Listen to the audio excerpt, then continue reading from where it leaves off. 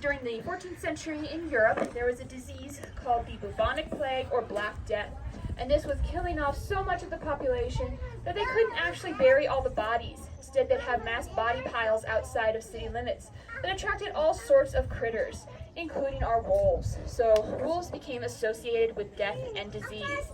Now, there were also some stories at that time that we still tell today. Stories like Little Red Riding Hood, Boy Who Cried Wolf, Three Little Pigs. Who's the bad guy in all these stories? The wolf, yes. So we like to say the grandma was the real bad guy. I mean, she sent her granddaughter out into the woods in the middle of the night. Seems kind of strange. But yes, they thought that the wolves were the bad guy.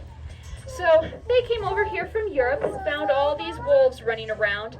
Weren't very happy about that. They started a campaign to exterminate them. It was a very successful government-backed campaign.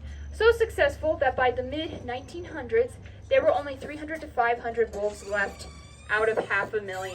So they did a little too good at their extermination efforts. That time, some people started to get concerned. In 1973, Richard Nixon signed the Endangered Species Act, and the gray wolf was put on the endangered species list a year later in 1974. So at that point, they had some protections. Unfortunately, since then, they have gone on and off the list many, many times, most recently in 2020. But again, during that time, they had those protections, and people thought that they would bounce back on their own, but they didn't. Their populations had been decimated to such an extent that they just couldn't recover.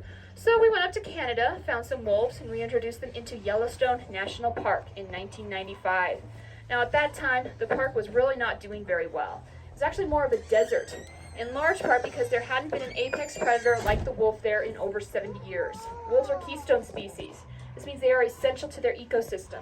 So without them, the elk and deer formed megaherds, overgrazed the landscape, stripped the bark off the trees, even destroyed root systems.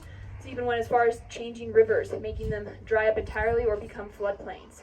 But then we reintroduced the wolves, and they started chasing the deer and elk around, breaking up those megaherds, allowing the vegetation to recover. And in just 20 years, over 350 plant and animal species recovered in the park, in large part due to the wolf. So that was really good for Yellowstone. And partially because of them, we have the beautiful park we can see today. But that was just in the park. In the rest of the country,